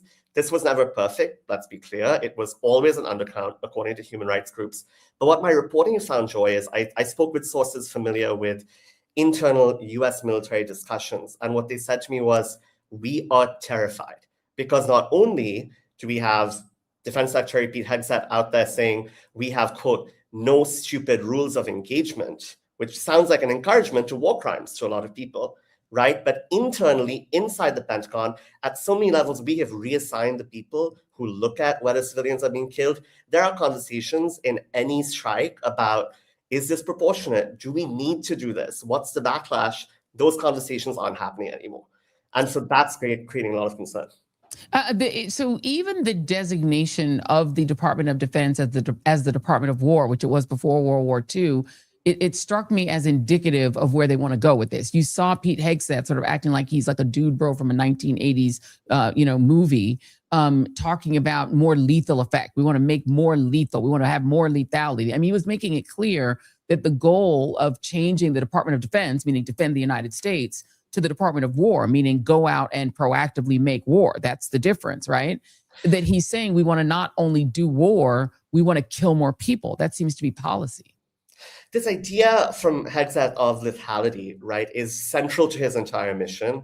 He's channeled it through this kind of pursuit of a strange vision of masculinity. He's pushed out a lot of women, and it's a very white masculinity, let's be clear. He's pushed out people of color, he's pushed out women, he's pushed out LGBTQ service members, and instead the focus is, if we're just more brutal, we'll win. There's no evidence from that, and what's so important to remember, Joy, is these rules also protect Americans. The law of war also protects if an American service member is captured, how other countries treat Americans. That's a kind of reciprocal thing. If you're out there saying, we are no holds barred, then what is the message that everyone else takes? Not just the Iranians, militias, Russia and China for any future conflict. And that's again, what a lot of my military sources are really worried about. Right. I mean, we, denounce Russia when they bomb a music school in Ukraine. And then we look the other way when Israel bombs school after school after school in Gaza. And then we help them bomb a girls' school in Iran. And so if girls' schools are now fair game, then in theory, there's nothing that's not fair game here in terms of our children's schools, right? I mean, you're then saying we fear that Iran will unleash Hezbollah terrorists to do what? Bomb schools, blow up a school, because we're killing children and saying, we'll look into it. And the narrative from supporters of this war is really clear. So John Bolton, no longer a friend of Trump, but certainly was appointed by Trump in his first administration, asked about the school strike, said, well, don't build schools near military bases. American military bases have schools for the service members' children. Yeah. Right. It does take away any standard. And on the school strike, I broke the news yesterday that there were briefings to Congress about saying essentially the US probably did do that strike. Right now, the question we now have to see is there's also a credibility factor. Does the US at least own up when it does this? We know that Israel often will deflect, change its story. We know Russia does similarly in Ukraine. Can the US still hold up a higher standard? I don't know. And I appreciate you showing the graphic of my book earlier. My book is on Biden and Gaza and what was on enabled. And what we've seen is that direct line from the US enabling Israeli attacks in Gaza and never once in the Biden administration finding a single violation of international law. Not And once. that's, I'm sorry, I was looking, trying to grab the full name of the book, right? Because I want to go into this a little bit, because unfortunately, as Jeffrey Sachs has said repeatedly, this is not a Republican issue. At this point, it's a bipartisan problem, in that there is a lack of sensitivity toward the deaths of civilians, including children, when it comes to any Muslim country. It's seen as completely unacceptable to kill children in Ukraine or in Europe, but perfectly fine to kill children in Gaza or the West Bank, to shoot even, children that are near their own homes in the West Bank because they throw a rock at the IDF. If Israel kills them, the US kind of shrugs it off. Even Biden, your book is called Crossing the Line, Biden, His Advisors, and Israel's War in Gaza. Talk a little bit about how that attitude also impacted the previous administration. And is there a connection between that and the way that Hegseth is behaving now? Absolutely, Joy. I mean, you saw in the Biden administration, even before the Gaza full-scale invasion, you saw the Biden administration impose no consequences for the killing of a Palestinian American journalist, Shireen Abu Akleh. So if the message is not only are we letting you get away with killings of Palestinians on a daily basis, but even a US citizen and a journalist, a special protected category, you've got a clear signal on the Israeli side. What my reporting found, and I think that's, we're really seeing the fruits of that now, 2.5 years later on the Israeli side. You talked about Netanyahu feeling so emboldened to pull the US into war. And that's in part because the Biden administration, which verbally said, oh, we're a little critical of your war, kill fewer civilians, let in some aid, effectively never stopped cutting off the aid, right? So Netanyahu tested them again and again and again. You saw him cross the red line by invading Rafah, where there were the vast majority of the people in Gaza. Biden himself said, that is my limit. I will stop this. I will cut off the weapons. Nothing got cut off. You're also seeing a war in Lebanon again. And to me, what's so striking about your point about Hegseth is, I'm here in DC giving this interview. This is my 4th presidency I'm covering, second Trump. And you see so many of the same characters come in and out again and again with the same policies and no consequences. So Biden's advisor on the Middle East, for instance, was in the Trump administration, was in the Bush administration, helping direct the war on Iraq and the invasion of Iraq, which was a catastrophe. Why are we still listening to the same people again and again? He directed the Gaza war. Sachs just came out today showing that in the first few days of this Iran war, it's actually been more than double the number of targets Israel hit in Gaza in its first few days. So what are we going to expect going forward? Well, the other thing that people are, 2 questions. One, you've got this news about this company Anthropic, this AI company that does not want its technology used, particularly to kill civilians, but the Pentagon has insisted we're going to do that anyway, or we're going to eventually delist you as a defense contractor. Do you have reporting on how much AI is being used for targeting and then for precision targeting? Because if we're using AI for precision targeting, it's going to be hard to argue we accidentally hit that school. Right. I started talking to people about this. There's some other good reporting out there about this. Certainly the US has been using systems called Maven. And these are echoes of systems that the Israelis used. Again, the Israelis had a whole set of targets, which was what made their aerial campaign so devastating. Because yes, you can have a set of targets, absolutely. Do you know who is there at that time? Are there children? Are there women? Are there civilians? Are there unarmed people?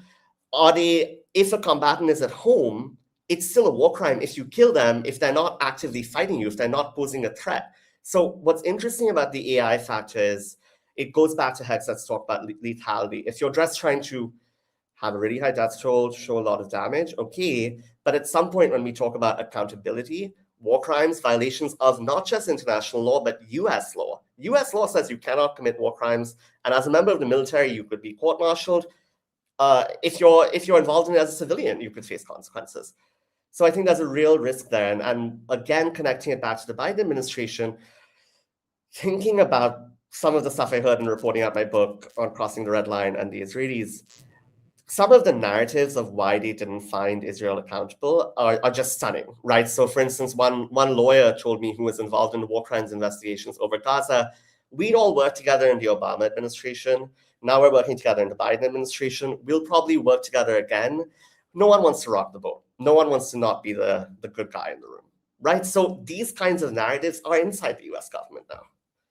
Well, that's frightening. And then to take it to the, further down the escalator toward hell, you now have an incompetent at the in charge of the Pentagon. Pete Hegseth is not qualified even to do his job. What are you hearing from inside the Pentagon, people who are willing to talk to you about, how competently they expect this war to be fought, number one, and whether or not we should expect there to be US boots on the ground?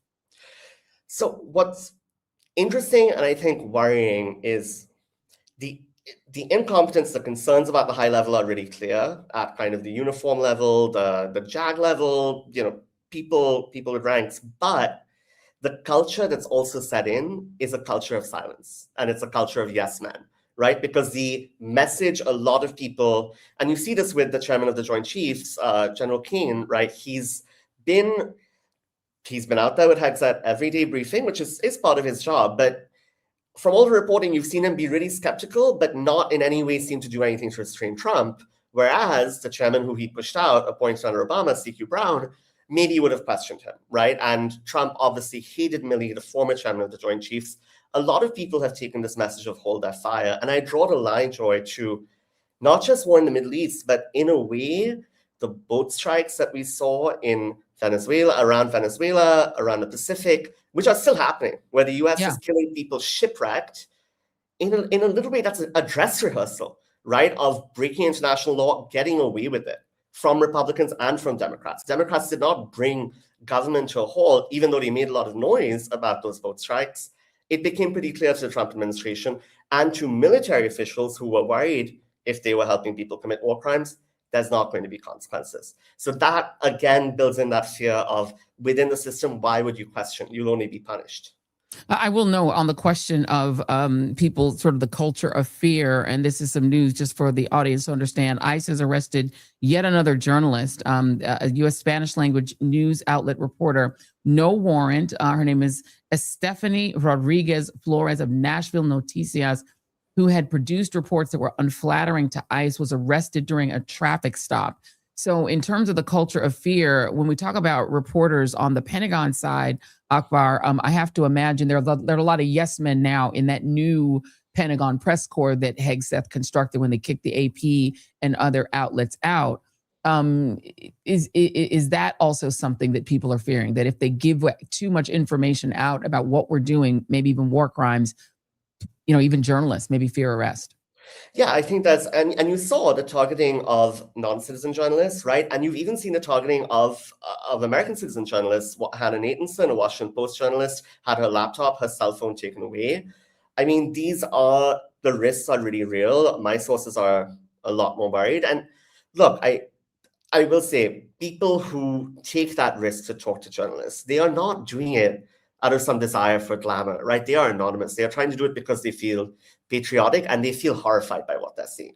And to their gut, they're thinking the public deserves to know this. That's why we have whistleblower protections. That's why we have protections for the press. And right now, especially with the Supreme Court, it's hard to know if those protections will still be upheld. Yeah, I don't have any faith in the Supreme Court to uphold anything in the Constitution. They just want Trump to be able to do whatever he wants. My sort of exit question to you would be, I guess, Akbar, is there no fear inside of the Pentagon now of winding up in front of The Hague? Like, are they not concerned that some third-party country, just as South Africa dragged Israel and its leadership to The Hague, some other country, some country with a moral compass could simply drag the United States to The Hague? Like, this was a fear because we heard about it in journalistic circles during the George W. Bush administration, that people feared that George W. Bush would be taken to The Hague and wouldn't be able to leave the U.S. and travel, because that's what could happen, right? You couldn't travel to signatory countries, as Bibi Netanyahu cannot.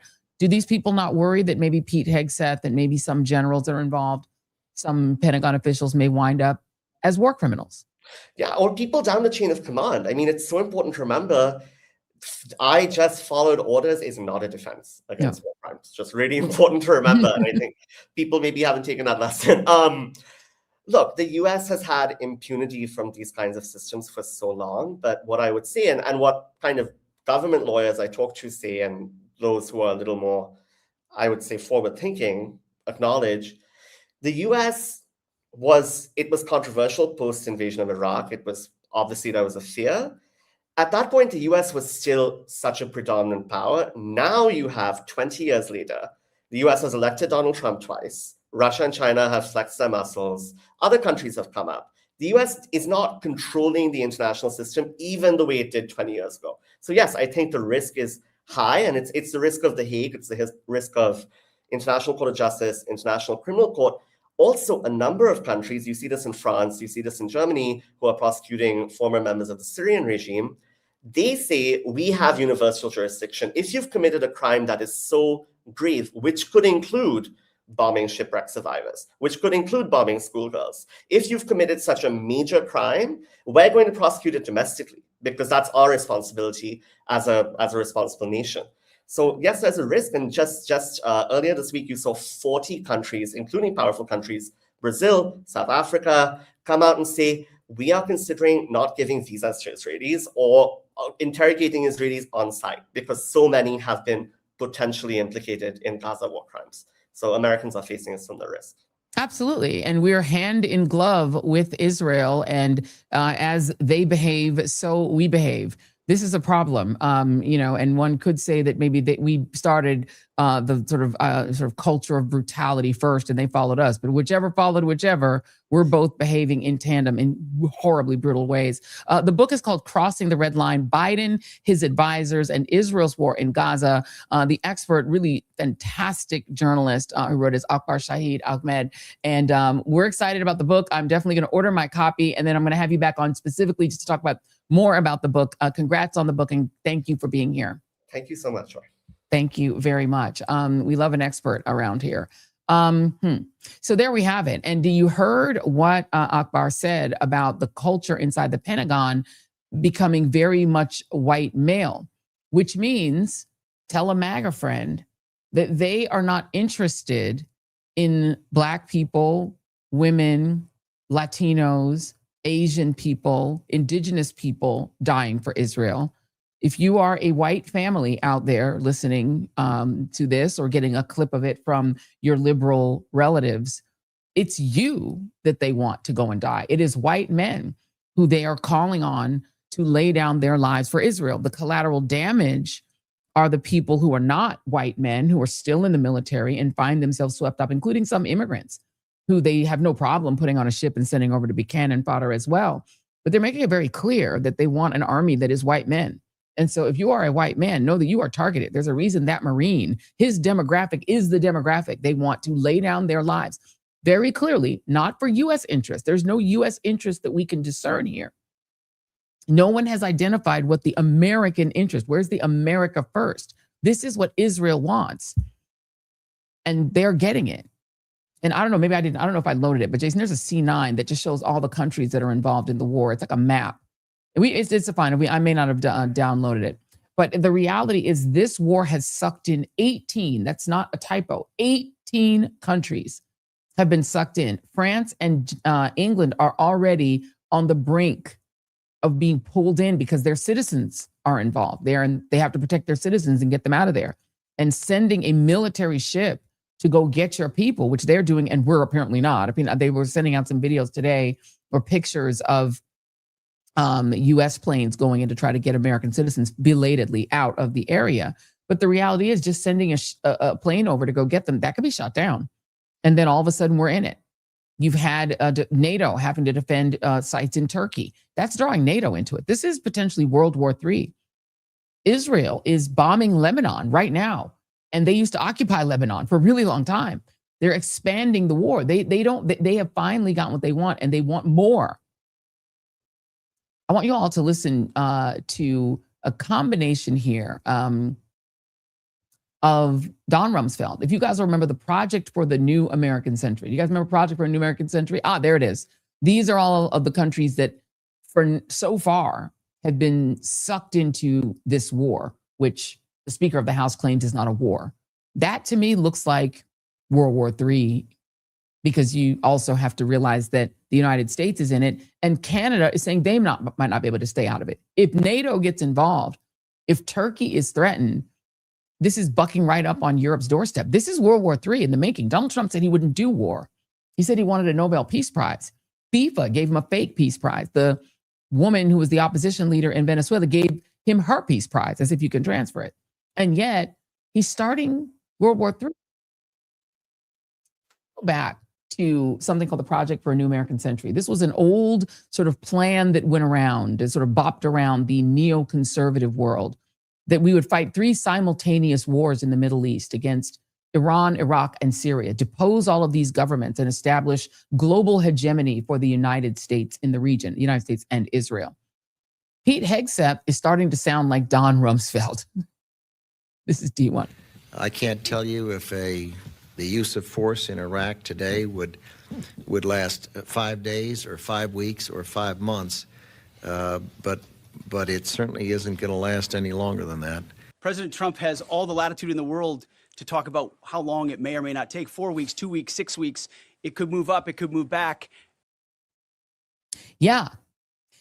We've heard this whole thing before. It'll be short. We'll be in, we'll be out. Won't take that long at all. It's very Project for a New American Century. We can fight an 18-front war in just a few weeks. They've got like 100 days planned to fight an 18-front war. And that's not going to be World War III. I want you to listen to another clip of TV Pete, the completely unqualified TV presenter who's running what he styles as the Department of War, talking about what may be the bigger plan. That's why President Trump has drawn a new strategic map from Greenland to the Gulf of America to the Panama Canal and its surrounding countries. At the Department of War, we call this strategic map the Greater North America. Why? Because every sovereign nation and territory north of the equator, from Greenland to Ecuador and from Alaska to Guyana, is not part of the global South. It is our immediate security perimeter in this great neighborhood that we all live in. Each one of these countries border either the North Atlantic or the North Pacific.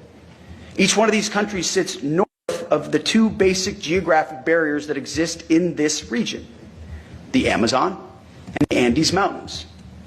This is basic geography that we don't teach in schools as much as we should. And it restores our North-South relations, and we must get it right.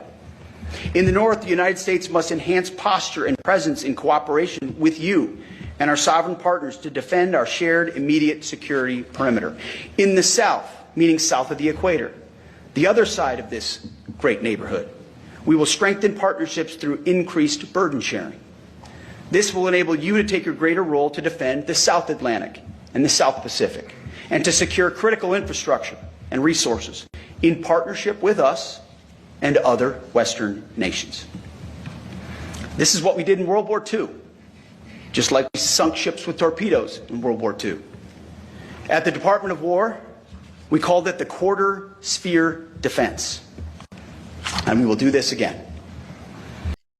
First of all, there is no such thing as the Department of War. It's called the Department of Defense. But note that the shift from the Department of Defense, which is its legal name, because only Congress can change the name, to this designation of the Department of War preceded the aggressive, warlike, expansionist tactics that included bombing ships in the Caribbean, kidnapping the president of Venezuela and his wife and breaking her hip in the process, and then leaving the whole regime in place except for them. And now an aggressive war that is pulled in 18 countries in the Middle East by attacking Iran with Israel. I want you to go back to January and note that this idea of the Greater North America is not new. Donald Trump posted a map as he sat in the gilded Oval Office that he's turned into, it looks like a Saudi prince's palace now. He posted a map that had the U.S. flag. I don't know if you can see it. You can squint down and see it. It has the U.S. flag that is imposed over Greenland and basically all of North America, including Canada. And you heard Pete Hegseth say all the way down to Guyana, my mother's country, that sits on the Caribbean Sea, but attached to South America. This idea of a greater North America that it eats up the whole Caribbean, that eats up Guyana, and that apparently will be under the United States' control, this is not new either. Back in the 1930s, there was a movement called the technocracy movement. It turns out that Elon Musk's relatives were a part of it. I believe his grandfather was in on it. And it was the idea that you would replace nation states like the United States with a technocratic cross-border movement. These are the people who say, we need borders. We can't have immigrants violating our borders. They don't believe in borders. The technocracy movement says we violate the borders and we effectively merge all of North America. And we remove democracy and place this big glop that used to be North America, Canada as a separate country, the US as a separate country, Central America having separate countries. We wipe that away. And in the view of this technocracy movement, we would put this whole new big giant super country under the control, not of elected officials, but of technocrats, a group of elite tech savvy people who would actually control this conglomerate. It would be an autocracy run by technocrats. Elon Musk comes from people who push this. Elon Musk has pushed this, accelerating Starship development to build the Martian technocracy. Yeah, Elon Musk is somebody who has pushed the idea of having a technocracy in part by colonizing Mars. I know it sounds crazy, but there are people who I call techno-feudalists. Lots of people use that term. They believe that these high-tech AI backing techno guys should actually run the world and that they should expand the United States and eat up other countries in an imperialist takeover of Greenland, of resource-rich countries. Why do they want those countries? Because underneath their soil, they have the minerals, Greenland in particular, that can power this new AI-fueled economy, the modern version of these people. So that's why they want Greenland, because under Greenland is a lot of power, producing resources that can help power their new AI economy. What is propping up the stock market such as it is, because it's down like every day now, is the AI economy. AI requires immense amounts of power. They're building these AI, or at least trying to build these AI plants all over the country. They're polluting the water, they're polluting the air, they're putting methane in the air, but they don't care because they don't live near it. And this is going to be the new economy, a combination of that and mass incarceration of immigrants and dissidents who can then be used as cheap labor. They want to create this real nightmare for everyone but them. This small elite would be incredibly empowered. So these are the people who care about borders. They don't really care about borders.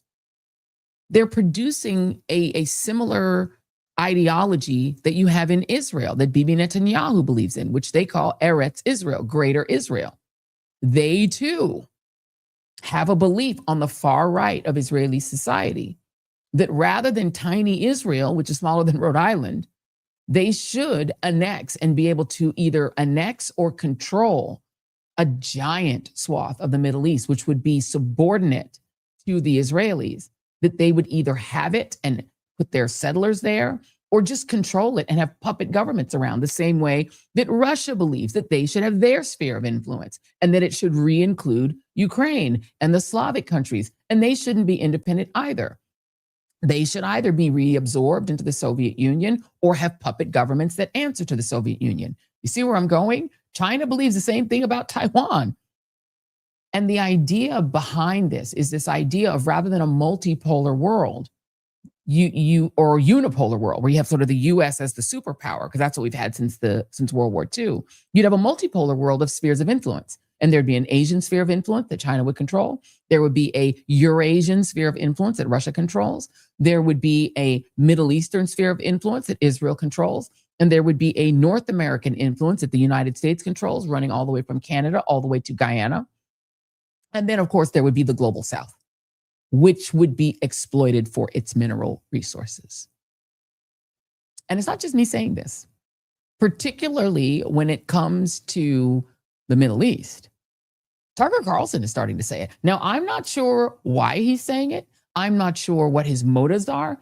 I don't necessarily trust his motives, but I want you to listen. Tucker Carlson has been effectively kicked out of MAGA. Trump said he's no longer MAGA. He's kicked him out because MAGA is dividing into two spheres now. There is the ardently pro-Russia part of MAGA, and there's the pro-Israel part of MAGA. Apologies. And there is the firmly anti-Israel part of MAGA. It is breaking down into these two camps. And the pro-Israel part of MAGA, the one that believes in this Eretz Israel, they are winning right now because Donald Trump is listening to them and not listening to this other side. Candace Owens is on that side. Tucker Carlson is on that side, right? Ben Shapiro's on the other side, and other people who follow him. And they're very happy right now with what Trump is doing because he's made MAGA MEGA, where it's basically we're doing spheres of influence and we're going to unleash Israel to claim its sphere of influence. It's Eretz Israel. Here's Tucker Carlson sounding kind of like me. Everybody knows the only reason we're having this war is because Israel wants it. This is their last chance, they believe. This presidency is the last presidency where they're going to have unequivocal bipartisan support. Period. You can't primary every Thomas Massie, and there's a whole army of them coming at some point because everyone can see what's going on. And you can shut down X, and you can shut down the internet. You can be like Great Britain and arrest people who protest Israel, but attitudes are not going to revert to what they were 5 years ago. Sorry. And they know this. Zionism, whatever that is. So people have been kind of like, they don't want to have that fight, so they've just sort of let this fester.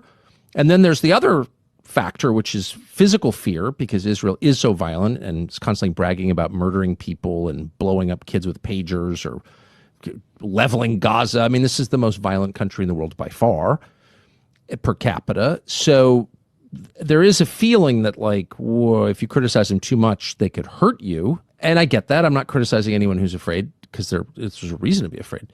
However, we've gotten to a place where we're potentially going to like wreck our economy and Americans will die because one guy, Benjamin Netanyahu, thinks it's a good idea or good for his political career or whatever.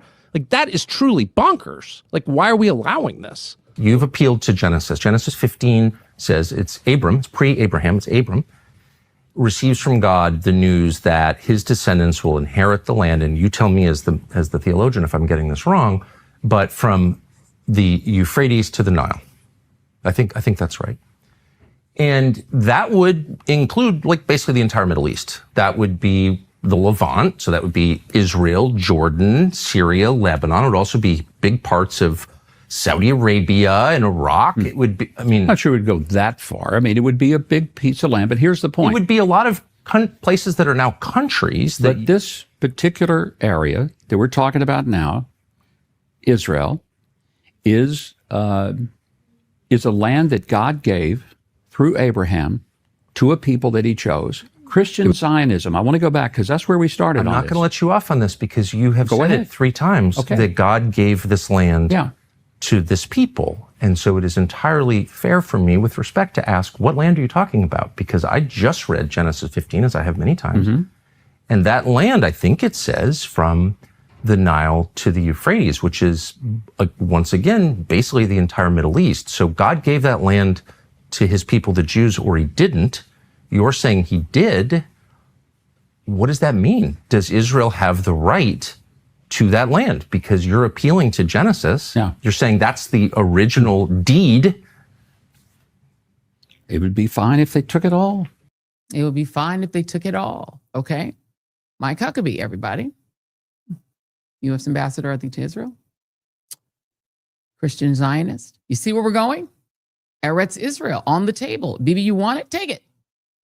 And I'm not sure how genuine Tucker is, to be honest with you, because he is vehemently anti-diversity, vehemently anti-immigrant. He wants effectively to end non-white immigration in the United States. So don't think of him as some sort of hero. And I will note that one of the people who exited MAGA to go on this anti-Israel side of MAGA is Marjorie Taylor Greene, who officially went on X Twitter and endorsed that guy, Tucker Carlson, for president. And there has been rumor mills for quite a long time that he's going to run.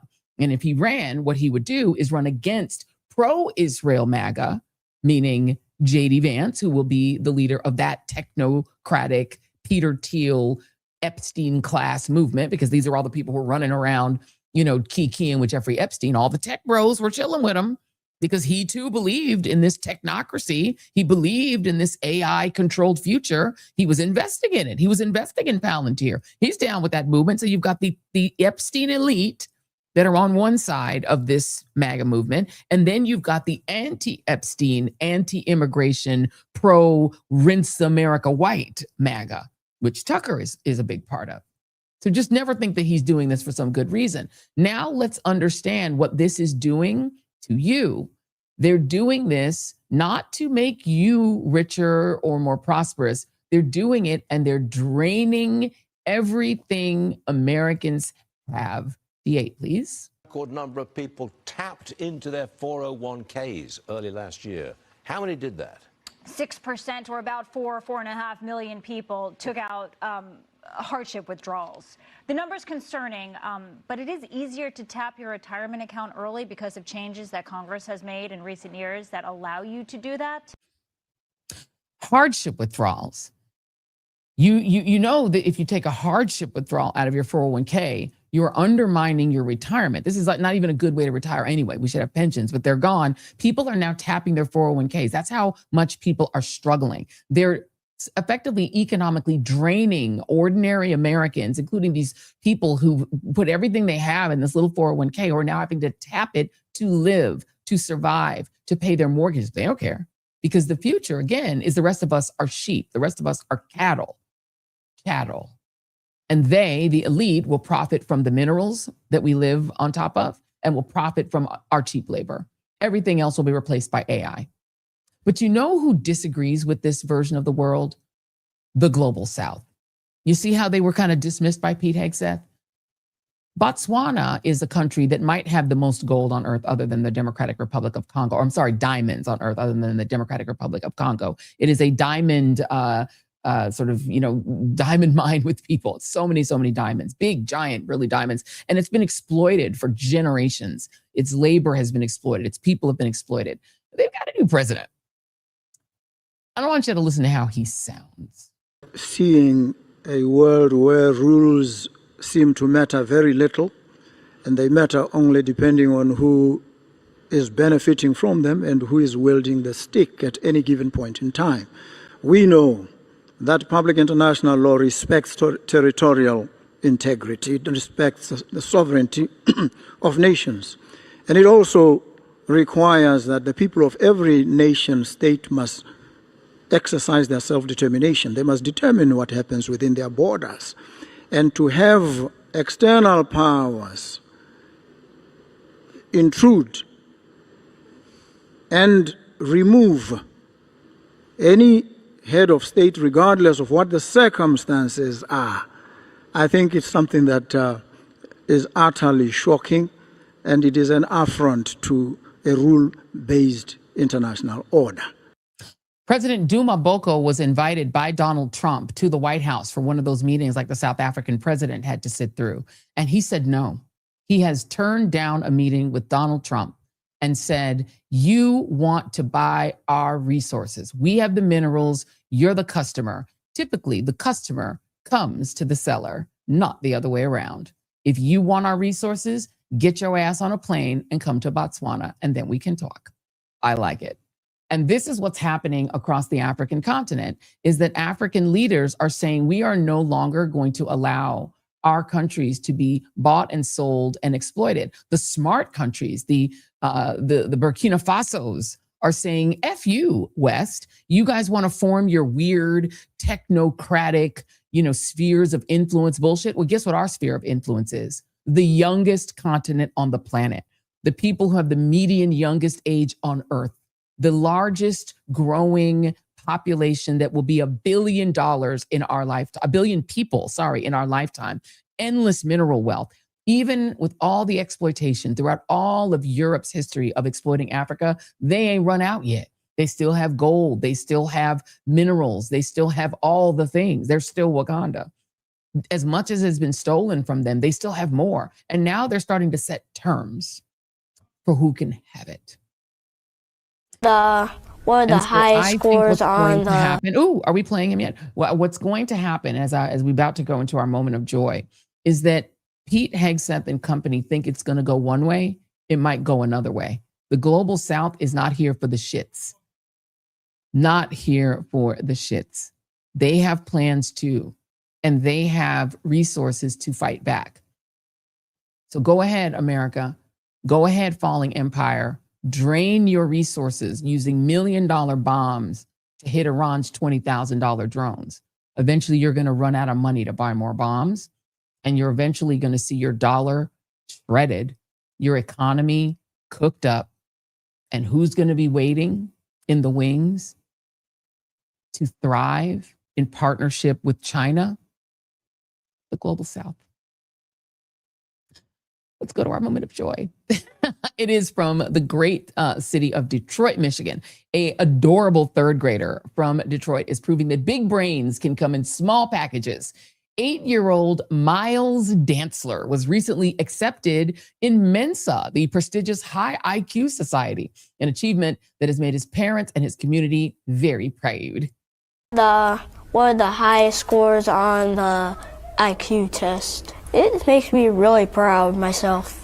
Being a part of Mensa means he'll get to challenge his mind and connect with others who share similar interests. When you guys saw that acceptance letter to Mensa, I mean, what was your initial reaction? What was I shocked? No. If anybody deserved it, absolutely, because you know what? It was well earned and well deserved. When he started reading words that I couldn't read or correcting me when I was reading books to him, I was like, okay, this is it. There's an underwater country called Zealandia. It's actually the 8th continent. It's so cute. Oh my gosh. Miles is adorable. He is a new Mensa member, Miles Dantzler, the smartest little person in the world. Now, if he was running the Pentagon, we might be okay.